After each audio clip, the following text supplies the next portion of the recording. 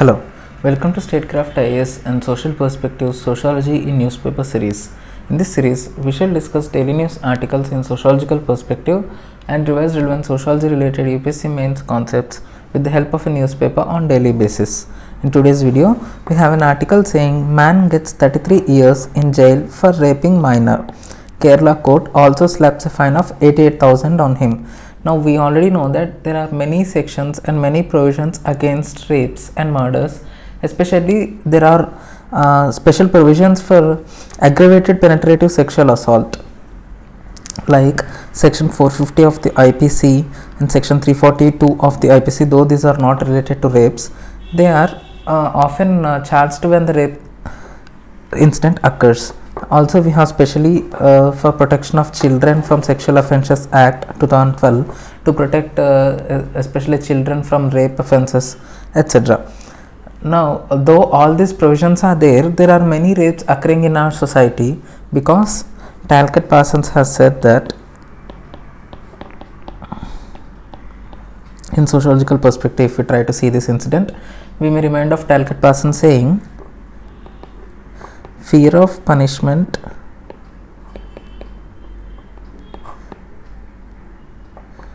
will not always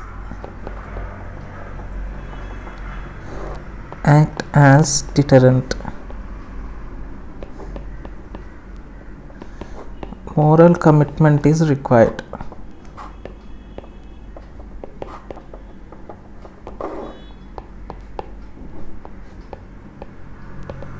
So, he analyzes social action based on two kinds of orientation. One is motivational orientation and the other one is value orientation. Now, these special provisions against rapes against minors and other sections against rapes, etc., all these include under value orientation. But these are not, because these are expectations of the society upon the individual. They are putting some kind of pressure upon the individual, but there is no motivational orientation among the individuals to stop themselves from doing such acts. When such motivational orientation also exists, then these kind of offensive social actions may be stopped.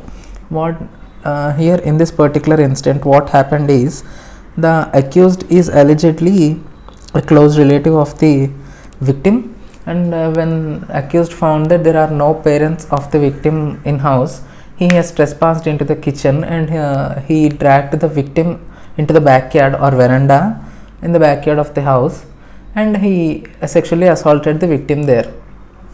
Here it is said, finding that her parents were out. Now the rape has occurred in this kind of situations. Now, if you want to adjust motivational orientation to stop such incidents to happen, what we have to do is we have to understand the pattern of such acts. Now, see, motivational orientation under this Parsons says there must be cognitive orientation.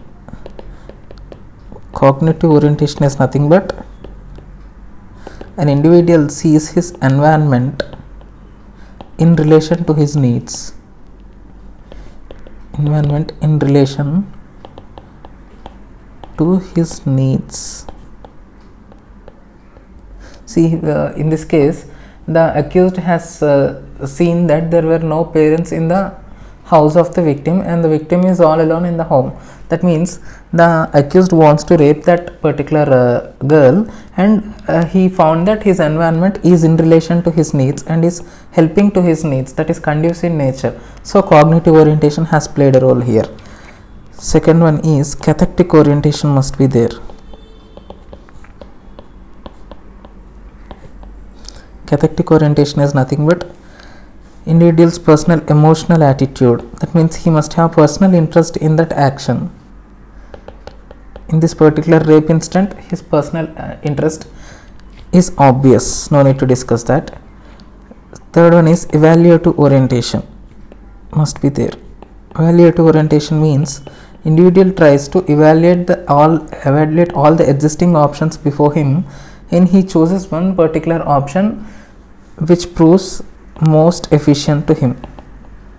Efficiency, that means Here individual may have evaluated some other options like taking girl outside or taking girl, calling girl to somewhere else. All these options must have been played a role, but out of the all those options, individual chose this particular option, that is raping that girl when her parents were not in the home.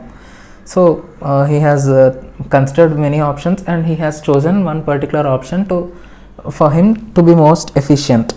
So all these orientations would play a role in motivational orientation to perform a social action. Now if we want to stop such social actions in taking place, we may not get results merely if we alter any value orientation, because Talcott Parsons has said that fear of punishment will not always act as deterrence. Now when we are trying to impose more and more punishments, we are just tweaking value orientation but not motivational orientation. Now if you only if we adjust this particular motivational orientation also, then we may get results. That means cognitive orientation, cathectic orientation, evaluative orientation, all these orientations must be improved. How? This environment in relation to his needs is there, cognitive orientation. That means in particular individual knows that there are no one to stop him from doing that act. That means he has taken that particular goal for granted. He knows that girl cannot do anything against his angst. Now when that girl is empowered, like when that girl is taught defense classes or some martial arts, etc., then that environment will not act as conducive in nature as it is now. So in that way cognitive orientation can be adjusted. Now cathectic orientation we cannot always adjust. Evaluative orientation also, for him that particular option of raping that particular girl when her parents were not out has proven to be most efficient amongst all the available options, because he has seen all the other options as lesser efficient in nature. Now if we can do something to make this particular option also lesser effective, then we can probably prevent such actions. In that way motivational orientation must also be tweaked to prevent such actions from taking place. Further, in the next article there is an image showing about tribal people celebrating. It says Tiwa tribesmen performing a traditional dance as they take part in the Wanchua festival, in which they pray for a bountiful harvest in Morton village in Karbi Anglong district of Assam on Wednesday.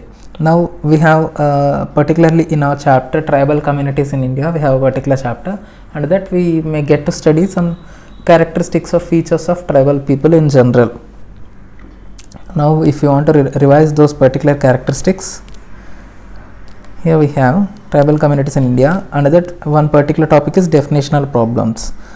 Mandelbaum says, in tribal life, the principal links for the whole society are based on kinship.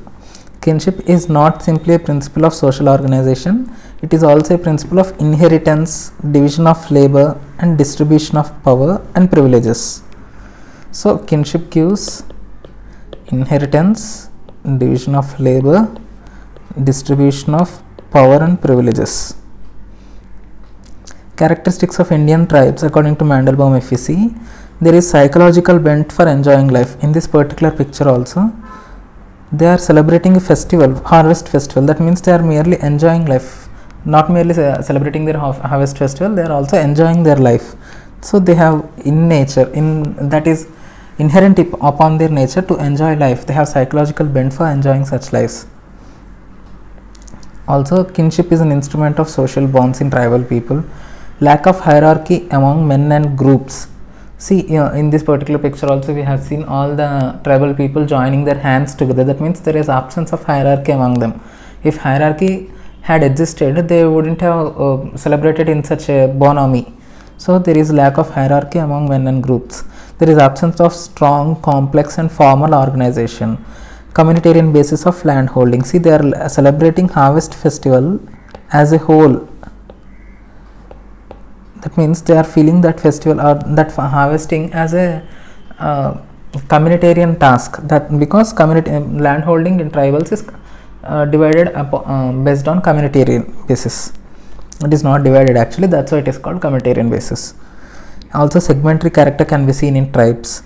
There is little value for surplus accumulation. They just produce what in relation to their needs, and they don't attach much value to surplus accumulation. That's why they are always happy.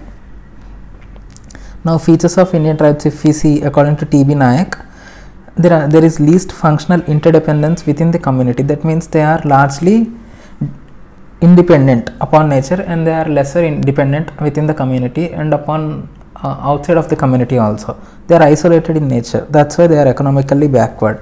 Economical progress occurs only when there is increased dependence upon each other, as we have seen in Durkheim's concept also, division of labor. He says organic solidarity emerges when there is division of labor, that means not forced division of labor. And then because of that division of labor, dependence and differences among the individuals, and that dependence brings organic solidarity among them.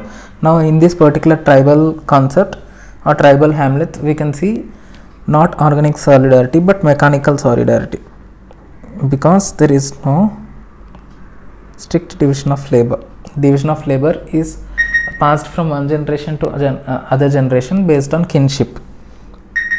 So there is not much dependence upon the individuals. There is comparative geographical isolation, and there is common dialect among the tribes. Other one is influential politically organized community panchayats can be seen, and there are customary laws among the individuals. This T.B. Nayak always gives his insights in relation to political nature of tribes rather than social nature.